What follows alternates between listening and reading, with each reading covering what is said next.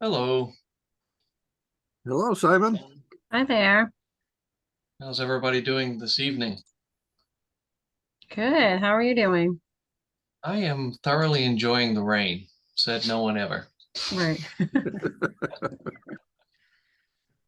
Where do you live, Simon? I live in Farmington. Oh, okay. Farmington, Maine or Farmington, New Hampshire? Farmington, Maine. Okay. Yeah. And I'm here, Simon. I'm just on vacation and have a house full of people. So I'm muted and doing my stuff, but nice to see you. You as well, Elaine. I hope it's warm where you are with the sun shining. It is not. Sorry to hear that. Me too. It's all right. They got in some fishing today, so I don't feel too badly for them.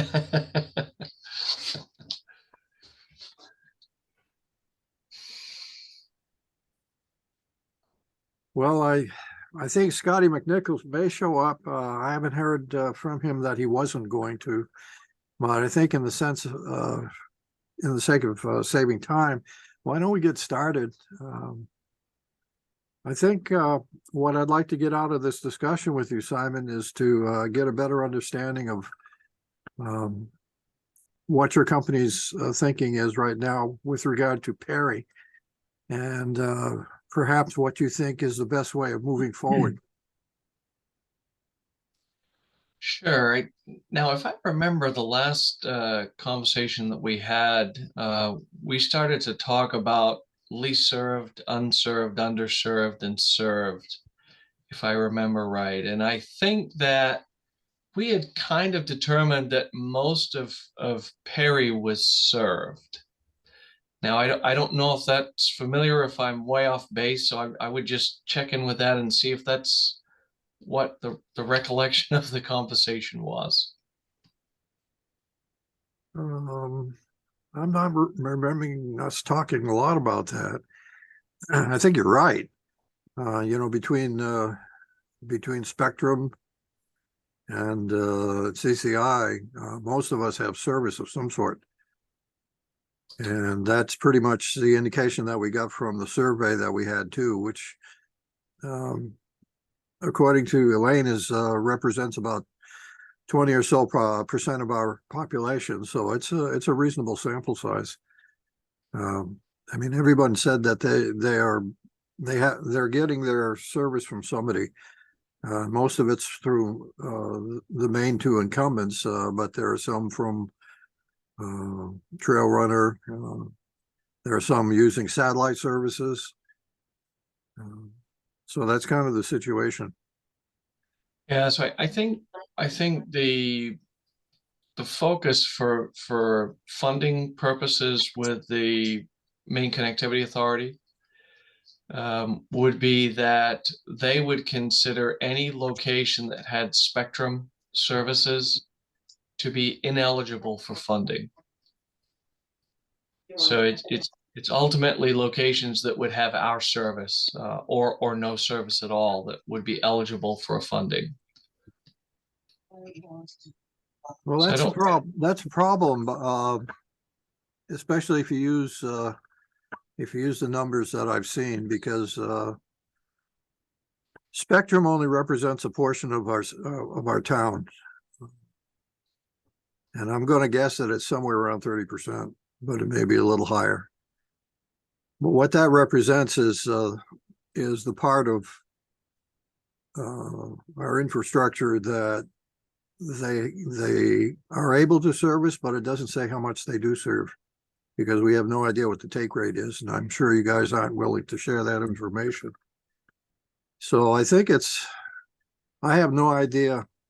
Well, I have some idea, but I'm not sure how MCA treats that uncertainty.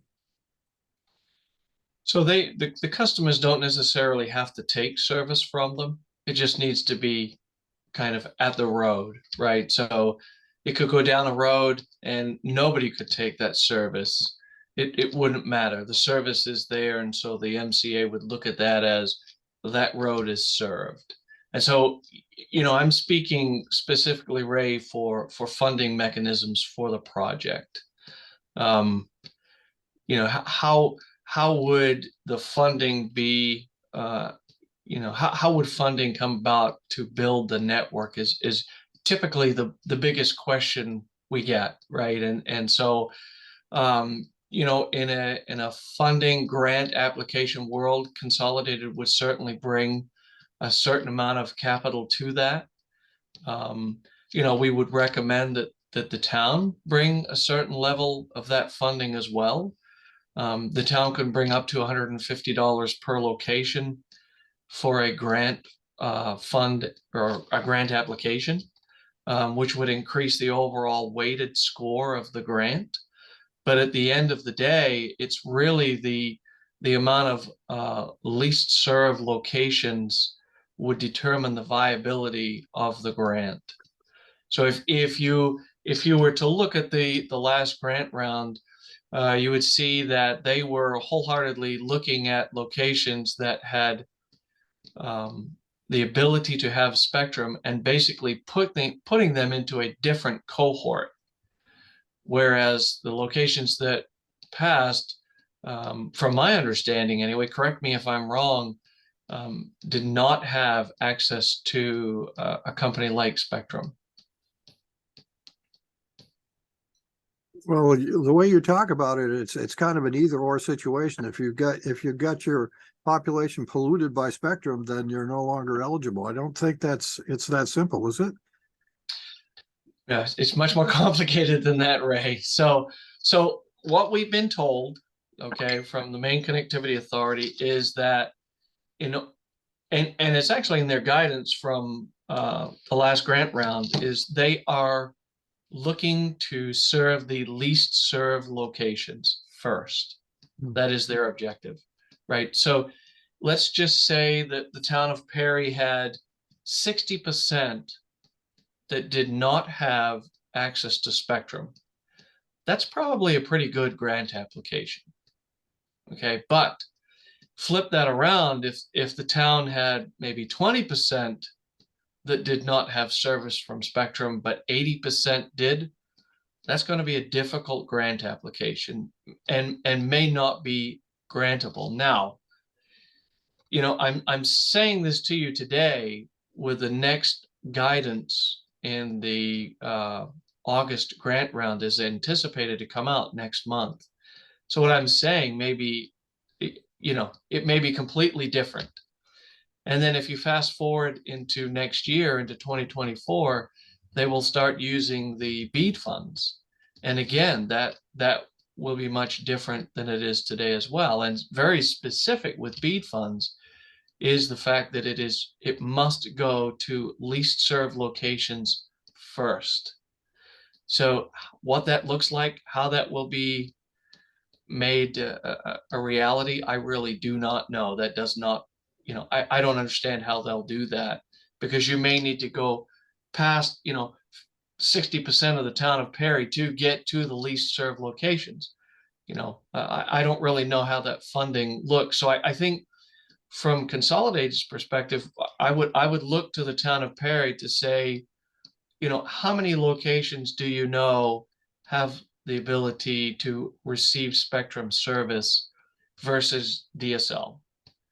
Right. That's like the number one question that communities are struggling with today is, where is spectrum? And to your point, Ray, that's not necessarily available information that the providers will provide. Now I'm happy to tell you where we are, because we do not provide service that meets the 25.3 or greater threshold. So Right. it behooves me to tell you where we are, because that will help with a grant application. Right. I'm curious whether you serve houses, since you're a telephone company. I would assume you do, but I would assume that you serve the whole community, at least from the point of view of providing telephone service, landline service.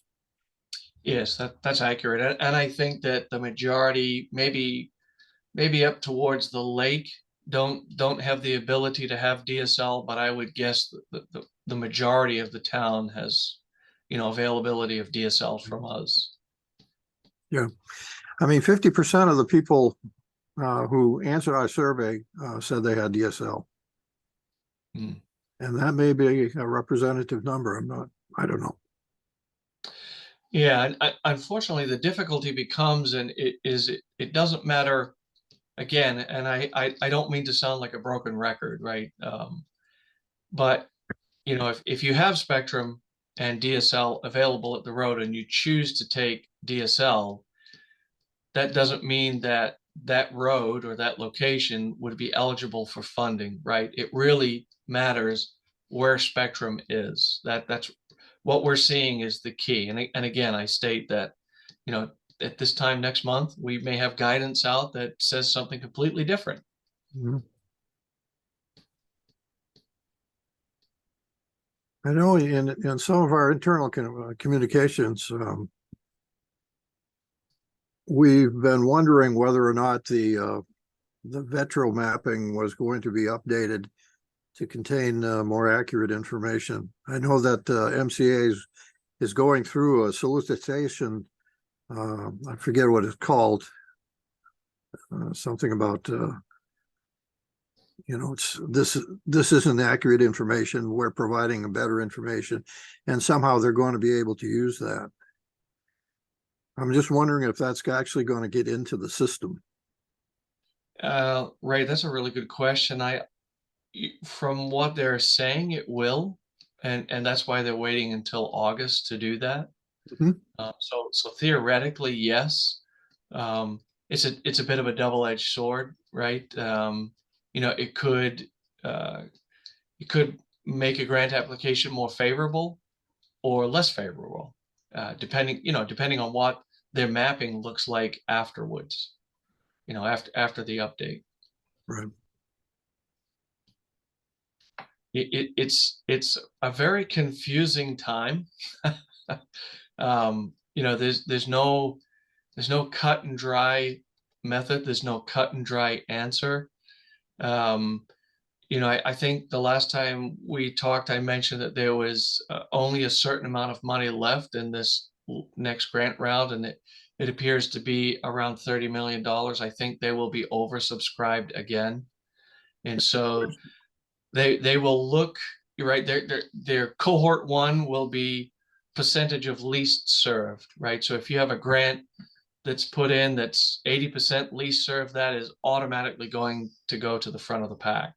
Versus, a cohort two where 60-70% of the town is served by Spectrum, and you've got the remainder that's served by DSL. So you have to get through, all of cohort one and, however many grant applications that turns out to be.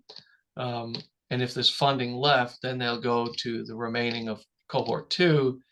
And then, it starts getting into all of these other questions and points. And so it's a difficult process, not one that's insurmountable. But I think it's one that, it could be steep. It could potentially be steep. Well, for now, let's assume that we get over the first hurdle, that we end up having the appropriate unserved population or underserved, which now it's got to be unserved. Let's assume that we are. What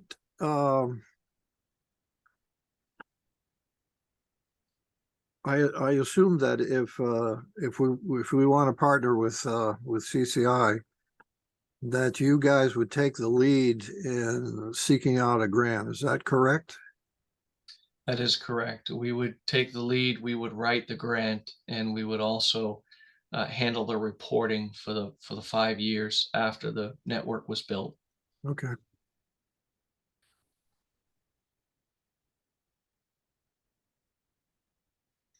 I had a follow-up question and it just escaped my mind. Sometimes I think my mind is more like a sieve than a brain.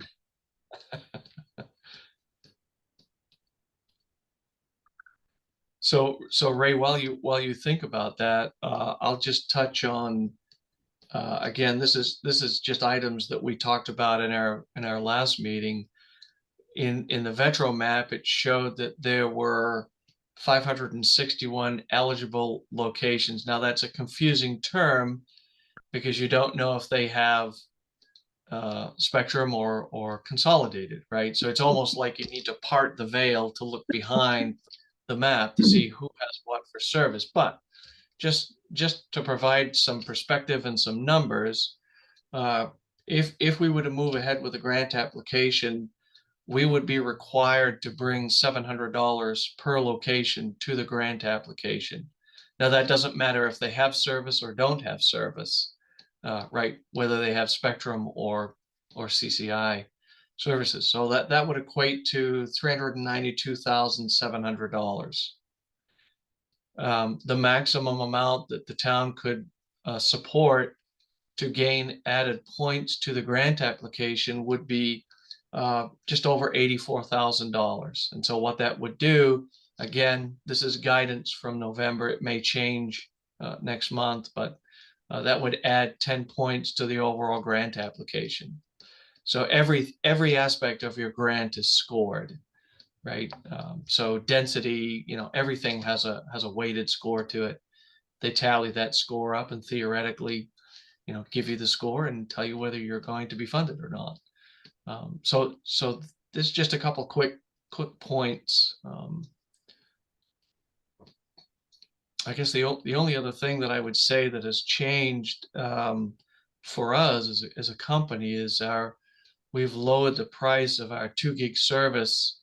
I think when we initially met, it was $165 a month for the first year and increased to $190.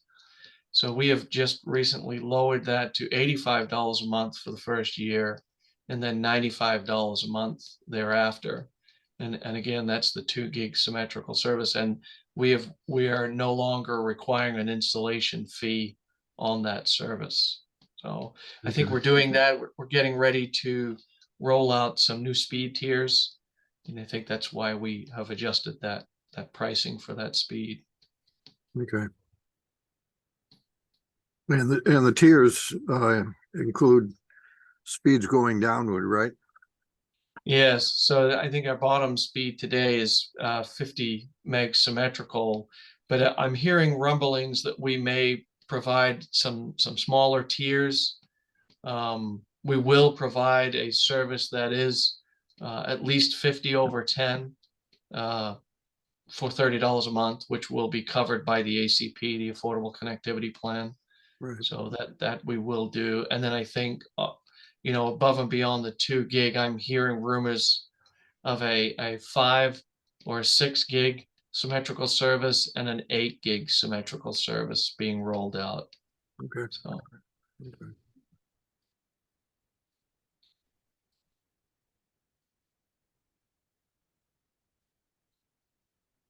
Now, what would your grant model look like? I certainly understand from both the replies that you gave to our questions, as well as what you presented the first time, that the whole infrastructure is owned by CCI. Perry has no investment in that, but at the same time, I think that CCI is going to be paying for it within the constraints of the grant structure, right? Well, the grant dollars would pay for the remainder of the build, monies that were left, right? So if it was 5 million to build, our contribution would come off the top, the town's contribution would come off the top, and then we would ask the MCA to fund the rest, the remainder. Okay. Okay. And what you're offering is fiber to the premise, right? Fiber to the home, that's right. Yeah. And that includes the drops and all that stuff. Correct, yeah.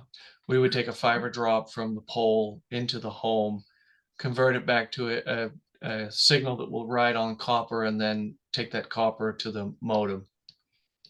And that's all part of the installation. Right.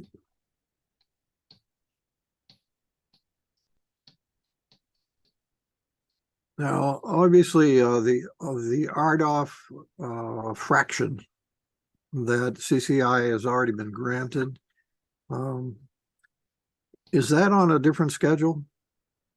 I mean, go ahead. Yeah, it is. So Ray, that is on a different schedule. However, if we did go for a grant application, we would build that at the same time, right? So if we flow through to a grant application, it was awarded, we would build it all at the same time. It would make no sense to, delay that. So and that's what we're doing in other locations that we partnered with towns that had RDOF in it.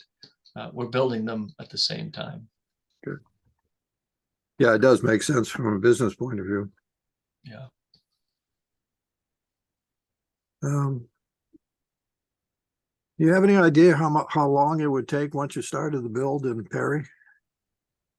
It would be relatively quick. It's not a large build. It would actually be a joy to build in because it's not so, you know, uh, traffic. When you're building in downtown Portland, it's a nightmare Oh because my, there's yeah. so much traffic and so I would guess in the vicinity of 3, maybe 6 months to sign folks up. And that's, that Ray, that's high level, right? I would have to have engineering look Oh, at sure. it and determine things, but that would be Right. my guess. All right.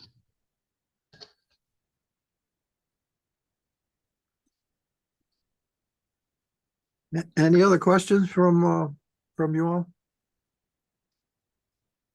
Yeah, this is John. I have a question. You mentioned some symmetrical speeds. Then you're converting from fiber optic to basically a coax cable to the premise. Will those speeds still be symmetrical, Simon, even though you're basically converting that to a RF signal? They will be symmetrical. It won't be coax though, John. It'll be a Cat6e wiring that will take from the ONT, the optical network terminal, to the modem, and that will handle up to 10 gig.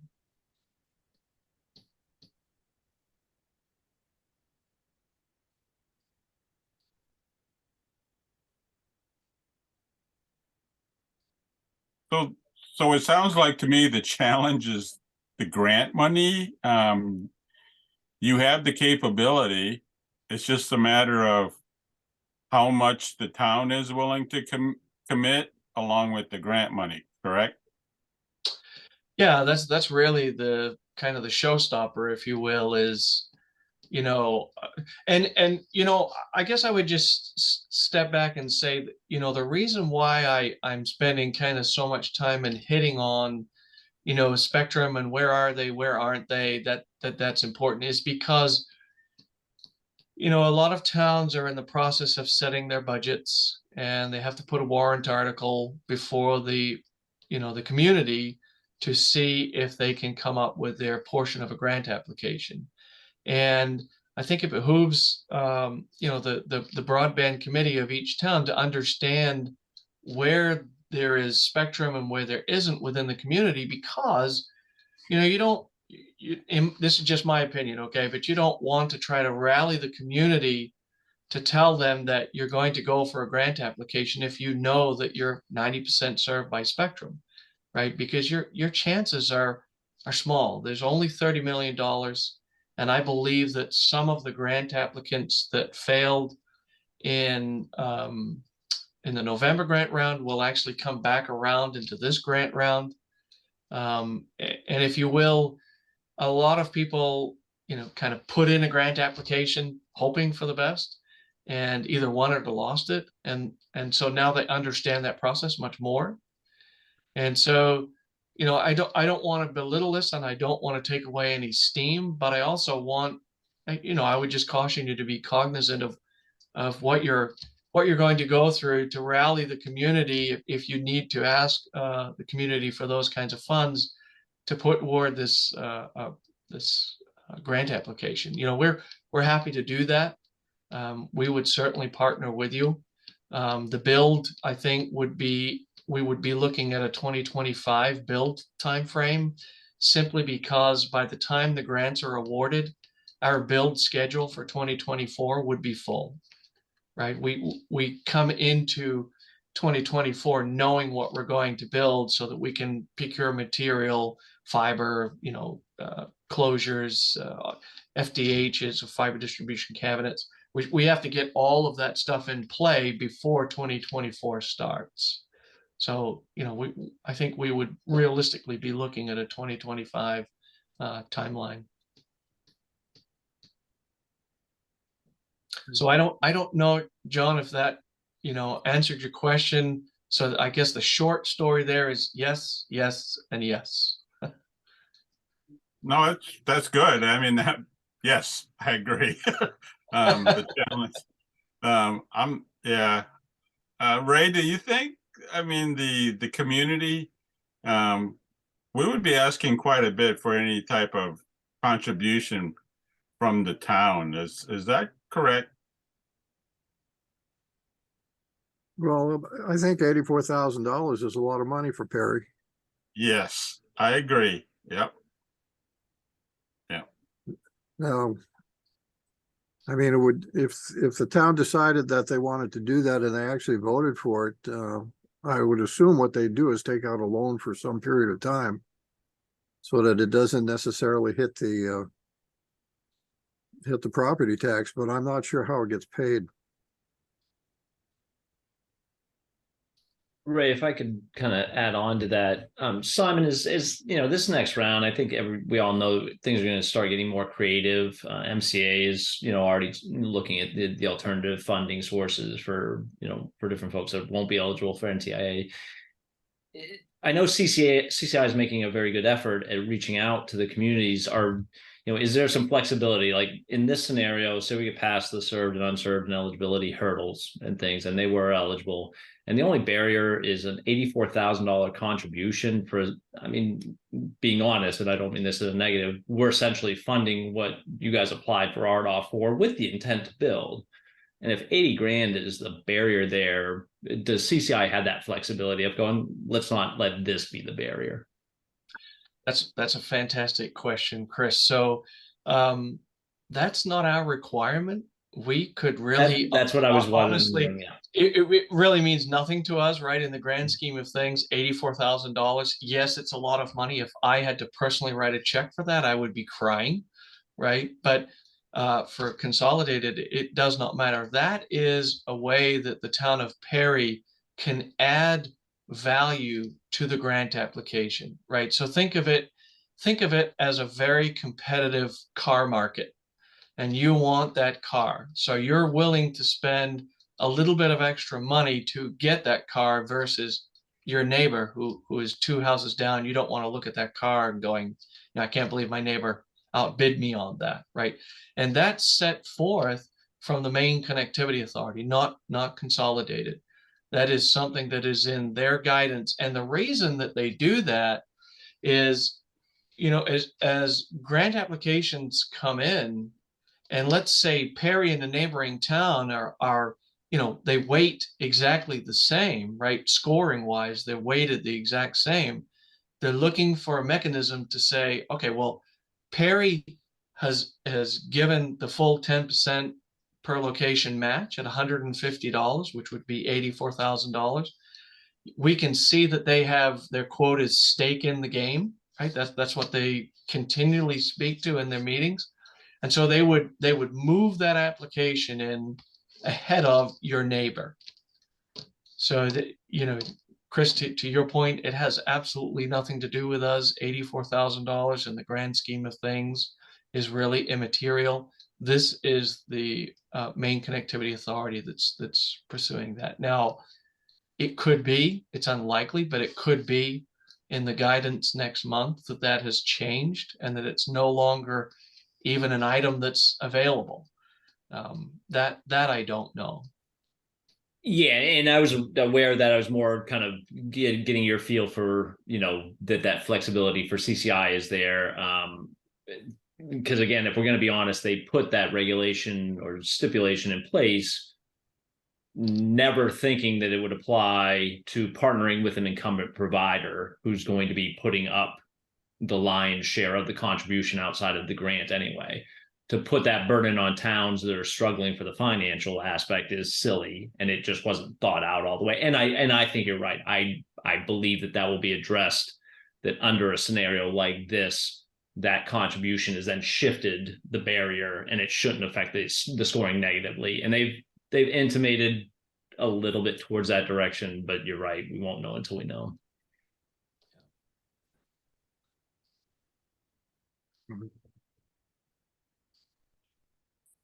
But I'm happy to hear you echo the same thing, that CCI would be in that same spirit. If that's the barrier and MCA waives it, what I'm hearing is that CCI would not be opposed to that. Right, right. I guess I'm curious, Simon, if you had a piece of advice to give to Perry, what would it be at this point? I'm kind of beating on this, Elaine, and I apologize, but find out where Spectrum is. Find out where they are. You know, that to me is the key, right? If you're all in town, right, Elaine, I know you're out of town today, but I if am. you all were in town and you all picked a dozen roads to just drive down and see if Spectrum is there, it does not matter if people are taking the service. It only matters if it's available, right? I think that truly is the first step. And other communities have done that, literally driven down the roads to find that out. Other communities have spent some money to have a survey done to give them that data. You know, that's a lot of money. I'm not here to advocate for that. I would just say if you're had a vehicle and you're willing to take a ride some Sunday afternoon, and split the town up, you know, that's a great way to start to know what it would potentially look like, right? To my point earlier, and I don't mean to belabor this, but if 90% of the town is covered, it's a different conversation. And you know, I don't know that would make it through the BEAD funding. I'm sorry, that it would make it through the funding in August. Because I think, honestly, I just think the funding in August is going to be scooped up, right? It's just going to be scooped up. What you'd be looking for is moving into the BEAD funding, and what does that look like? And I'll give an example of a question that I have, and I've posed this to the MCA, and they have yet to be able to answer it because, truthfully, they probably don't know today. So BEAD funding is specific for least served locations. So let's say that Perry has 30 locations and they're split into 4 different clusters, you know, kind of in the 4 corners of town, if you will. And let's say our central office, or even any other provider, central office is located in the center of town. So you're going to have to go beyond all of these Spectrum served locations to get to each 4 of those clusters, right?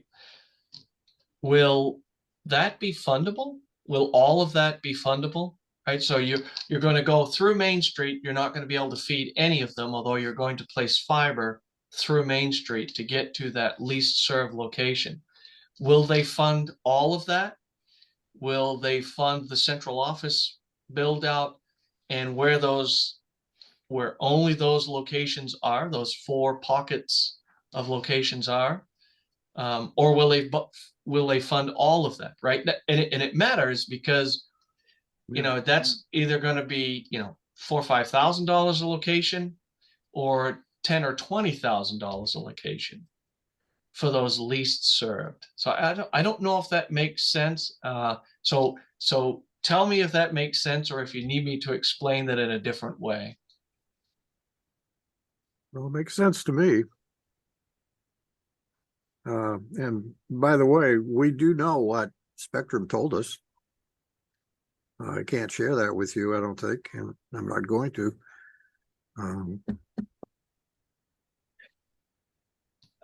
So Simon, I'm not sure how I can get more information than what we already have. Yeah, I can't speak to that, Ray, because I don't know what they've told you. So I know you don't. and I don't want to know. It's really immaterial to me, right? So, uh, Well, but yes Chris, and no. Simon, on I'm a fan of the ride outs too. I've never done a feasibility study or been part of one that wasn't part of it, just asset location. Where I haven't heard any solution is, where is the value in that for an effort like this when it's still at this point not accepted data to challenge the FCC mapping? right. So that's excellent, Chris. So why I would do that is before you try to And I agree rally, with you on it. right.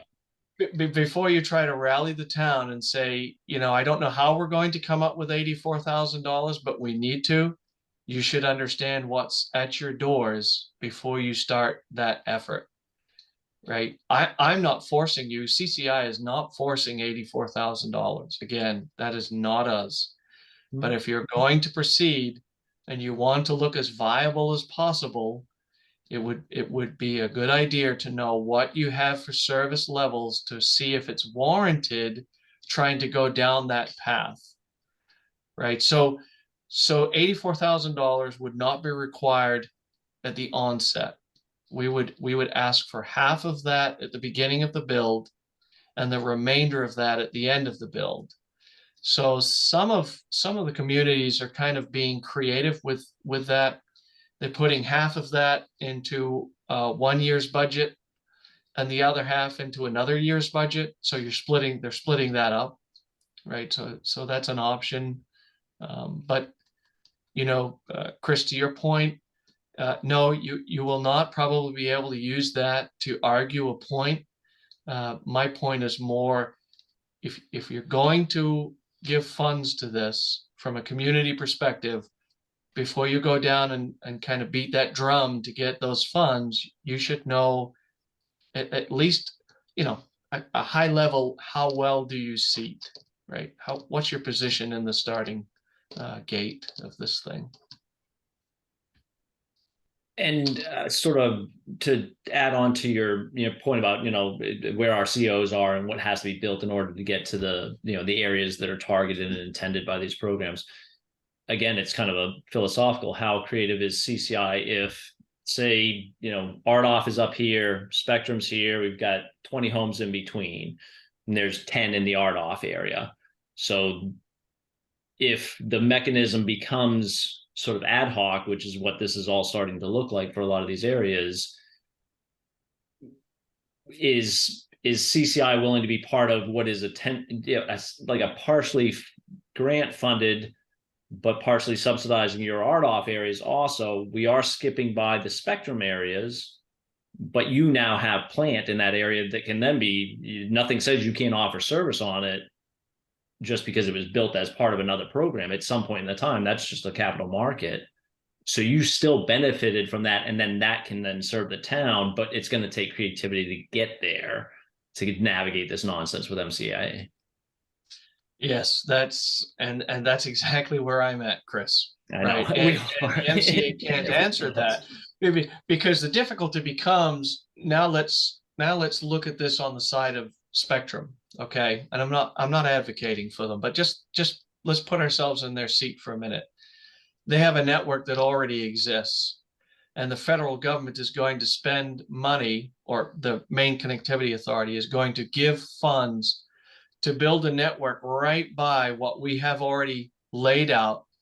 And oh, by the way, the federal government says the speeds we provide, now this is debatable, but I'm just saying the speeds we provide as Spectrum qualify as served. Well, now I'm going to, as Spectrum, have a problem with that. Okay, because federal dollars have been used, my tax dollars have been used to run a network by my network to go beyond me. Why? Right? Why? I have service at the supported level stating that it's a served location now by the federal guidelines. You can't give funds to overbuild me, right? And I think that will be their argument. And so that's the kind of the tightrope, if you will, that the MCA is going to have to thread now, is how do they get around that? And so, Chris, your question is valid. It's something that we're having conversations with internally, but it's too early to tell. We just don't know how it's, what will it look like, right? And so we don't know. I don't think we're really going to have that conversation until the BEAD funds get here.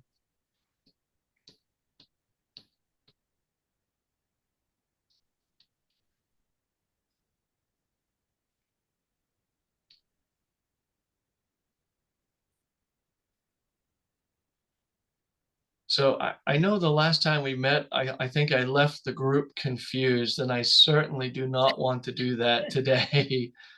So if anything at all that I have said does not make sense in your mind, please let's talk about that.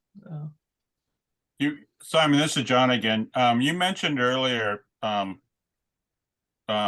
out and reaching out to the community as far as finding out who has Spectrum services and so forth. I guess we would have to actually knock on someone's door to find out, because I don't think they have little Spectrum things on their yard. And if our information doesn't agree with the FCC mapping, sound like what Chris said, it doesn't matter what we physically look at and whatever information we gather, because the MCA is going to go with the FCC mapping. Is that correct? Right. And I'm not saying that you would do this to be able to argue who has service and who doesn't with the MCA. I'm saying that you would go out and do this activity so that you know that it makes sense to start talking to the town and folks within the community about coming up with $84,000 to partner with a grant application. Okay, so this would just give us a good idea of what's available in the community as far as Spectrum goes. So we just wouldn't be possibly misleading the community and also wasting our time. If we have 80 or 90% covered by Spectrum, we already know that MCA is not going to look at that favorably. That's exactly it right there, John. That's 100% exactly what I'm saying. And I'm going to share something with you, and Chris, you I'm sure are well aware of what this looks like, but let me show you. Are you all able to see that? Yep. Yes. Okay. Want to go play Pac-Man with Mom? I would love to play Pac-Man. I'm on vacation. And my sister did the dishes. Yes, my sister did. All right, Lisa, we're recorded. Stop it. Sorry. So this is just a random poll. It's in Augusta, Maine, but cable TV, this is how they build their network. You can see this cable on the very top, and that is 99% of where they are. I think in very rare instances, they're not in this location, but they are certainly at the top of the black cables, if you will, on the pole line. Mm-hmm. This is their defining characteristic. It's their slack loop. That is a cable TV cable.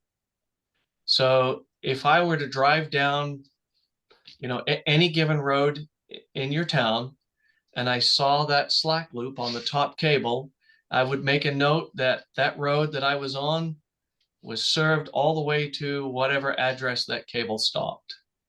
And that's the end of my ride out on that road. It's not knocking on doors. It's not giving surveys. It's just what is there, right? What is on the roadside? And that would be at every pole that that extra cable. You would see that at every pole. You would not necessarily see that at every pole, John. It might be every other pole or every third pole, but that would be the telltale sign, right? So if you turned onto a road and you saw one of those slack loops, you would keep your eye on that cable and see where it ends. Right. Okay, And so along you the just would. way, Okay. yeah, and along the way, you would see those slack loops, every so often. Certainly Okay. where they're serving or have a customer or have served someone before, that will be there. Simon, thank you, because I was gonna kind of go over that. This can, if you went down this route, it's something you can kind of teach a couple people in a few minutes really how to do that. I was disputing something with Spectrum and Spike. It took me 15 minutes to ride out Spike. Now Spike smaller, I know what I'm looking for, but it's a pretty minimal time commitment piece to do that asset inventory. Quite honestly, if you all have a car, I bet you could do this in less than a day, you know. And I'm not trying to, I'm not trying to give you work. I'm certainly not trying to give you work or dole out responsibility. I'm fearful for broadband committees that are marching forward with, a grant application when there isn't one there. And I'm not saying that Perry is that way, but I know of some other communities that are working with us, and I'm trying to tell their committee, you should really slow down. I am concerned that there's no grant application here. They're marching down through the town warrant. They're having meetings with members from the community. And I think that, how many times can you do this with your community before they say, I don't care anymore. I don't want to go through this anymore. Right. So that's really my my reasoning behind, let's see what you have. Let's see where Perry sits, and then let's have another conversation and see, if it does look like it's spidered on the outside of the community, then maybe we sit and wait for the BEAD funding and see what the BEAD funding will do for us, right? If they state, we won't pay for the central office or the fiber to those locations, but we will allow for a larger cost for each of those locations, right? Meaning they wouldn't fund the central office bill. They won't fund that piece that's, running parallel to where Spectrum is, but they will fund a larger portion, or they'll allow you to charge a larger portion per location when you get to that least served. Then that's something we need to know, because then you can take a look at the network build and determine how will you piece that together? What would that look like? If that makes sense.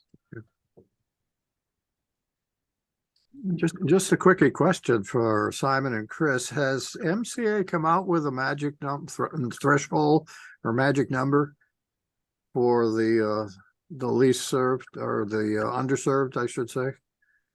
Is it got to be less than 80%, 90%, 100%, Oh. 50%? Yes, they have. Chris, you can certainly chime in. No, I thought he was going in a different direction. You're way more familiar with the scoring on the grants. So 51%, your grant application, if it doesn't tick 51% least serve, so that's 25.3 or less, right? Yep. You're automatically going into cohort 2, and that's not the place you want to be. Okay. So now the other thing that I would state with that is it's 51% of your grant application, right? So you could play a numbers game, Ray. Okay, you could go to a couple of neighboring towns and say, well, you don't have any Spectrum, right? So let's partner and let's go get a grant together with a provider. Now, it doesn't need to be CCI. There are other providers out there, right? I don't want you to think you have to work with us. But, the more communities you put in, sometimes that increases your least served locations.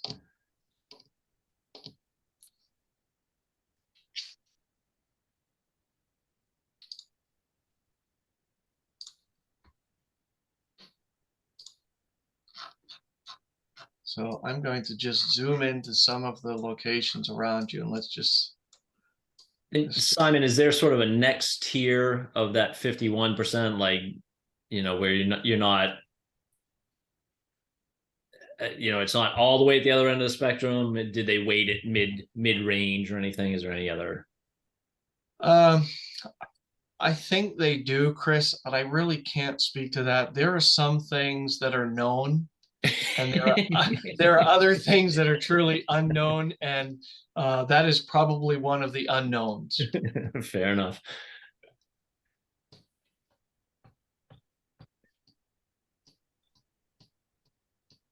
And not to bog anything down too, but there's also the conversation, just so Perry is aware of this stuff too, and Simon might have some insight. So I'd rather talk about it now. They're also starting to talk about the alternative funding that may be a part of where the grant money comes from to get around some of this. And you start getting into opportunity zones and new market tax credits and different structures. I don't know that any of that is going to be appealing to a CCI or other type of ISP provider. But there is sort of that out there as well, but it doesn't have enough shape yet to really say if it's going to be a good alternative or a bad. That's right. Just for Perry's information, Perry is not an economic opportunity zone. I think the problem is going to be, Elaine, because I've had this. I think a lot of things are going to get creative in what gets determined what it is, because broadband starts bringing in some whole different aspects that weren't part of those analysis before, and people that are really smart at figuring out how to make something eligible may get creative. Not to say that they would or that's the mechanism. I think there's just going to be some pretty janky proposals out there. I think janky's a good term, Chris. It was as polite as I could come up with. And Chris, maybe you and I can touch base on this tomorrow. Sure. Yeah. Oh shoot, I'm off tomorrow. Sorry. Oh, and that's Sorry. fine. Yeah, and you know, because I do know where the opportunity zones are here. So yeah, and again, it's not. I use janky that or only otherwise. because, it's only just one of the common ones. New market Yeah, stuff is I getting know. pretty creative. Yeah. Yep. Cool. Good to know. So, I would just say that I'm just looking at the main connectivity authorities mapping here, the Vetro mapping. So I'm just listing off communities. That's all I'm doing. Okay. We're just talking here. So I would consider talking with Pembroke, Charlotte, Robinson, Lower Dennisville. I think it would behoove the community or communities together to take a look at this thing, right? Because you might be able to tick closer to 60-70%. We had one grant application that's not too far from you guys that we won, and they were at 76% least served, and those communities put no matching dollars in.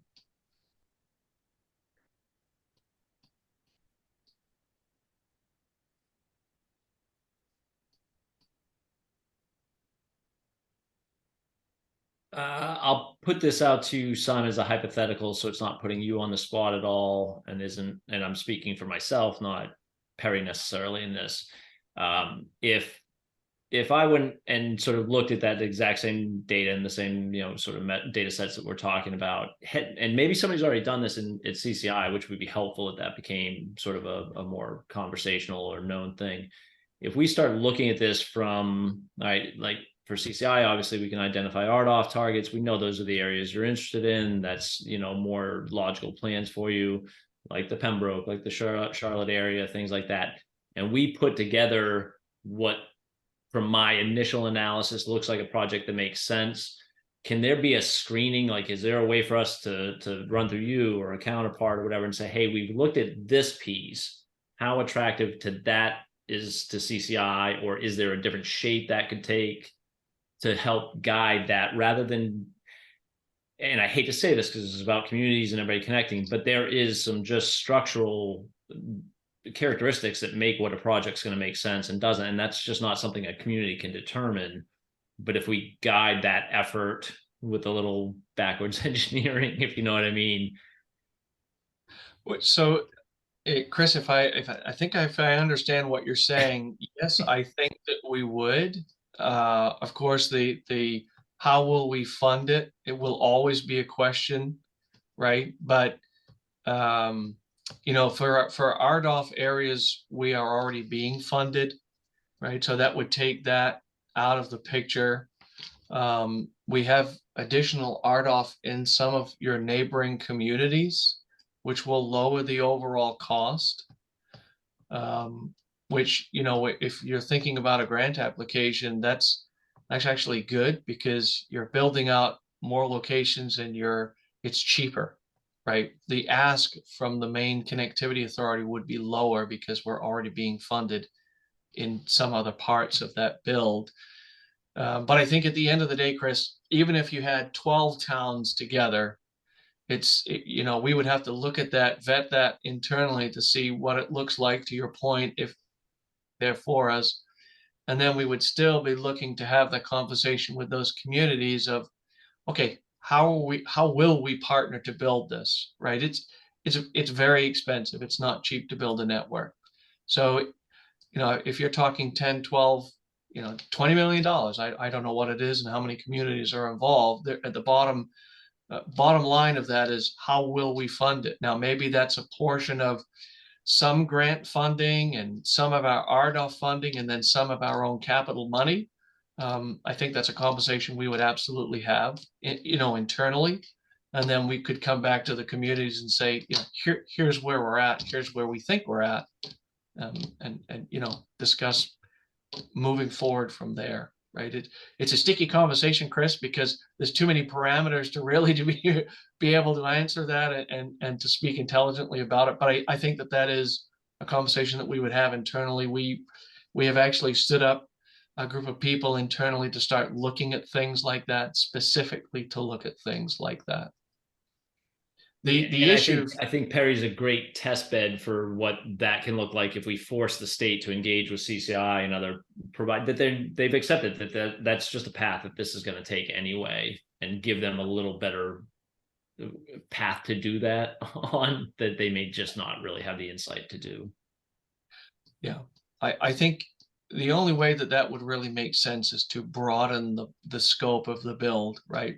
Perry wouldn't necessarily be enough to have a conversation like that. You would need other towns that wanted to kind of join in on an effort like that. And I don't knock on doors. So I don't, and I say that tongue in cheek, but communities they either know what they want and they know what it is. They understand broadband and the mechanics of every aspect of it. Or there are communities that they don't know, they don't understand. And so it doesn't make any sense to go knocking on a door of a town manager to talk about broadband if they have no desire for it. So, typically I see, folks such as yourself who may know somebody on the select board in the town next door, or the town over, and you start to have that conversation, and the next thing you know, you've got 4 or 5, maybe more towns that have sitting at a table trying to have a conversation about broadband, and that's when it becomes beneficial.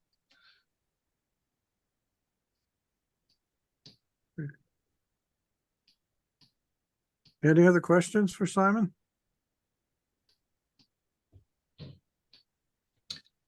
I certainly hope that I didn't confuse anybody. Oh, don't worry about it, Simon. We're easily confusable. Well, if I was speaking for myself, of course. But I want to thank you very much for being willing to talk to us about this, because I think we've been able to drill down into details that we really hadn't clarified just on the short discussions that we had between the first time you talked and today. So I think that you've given us enough fodder here for us to think carefully and critically about what direction we want to take this, at least in the near future. I mean, like you said, and Chris has said to us, there are going to be multiple solicitations involving broadband in the next couple of years. And if the Connect Ready that's coming out with its small pot of money isn't going to be attractive to us at all, then we need to look down the road a little bit and see how do we position ourselves to be more competitive for the next one? Mm. Of course, a lot of that's going to fall in the arms of either the state or the feds in telling us what they want. And so far, if MCA is not going to come out with its instructions to us until 1 month before the grant's due, that's not giving us a heck of a lot of time to do anything about it. I mean, No. I've dealt with federal funding my entire career because I was a research scientist, and typically they didn't do that. Yeah, it makes it very interesting, Ray. Just Interesting. very I love it. interesting. Okay, well, it was nice to see you all.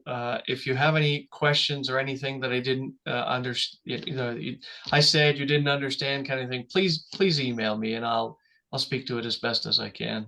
We will do that. And All again, right. we appreciate your time very much. Yes, you thank very you welcome. very much. Good to Thank see you, care. Simon. Thank you. Bye-bye.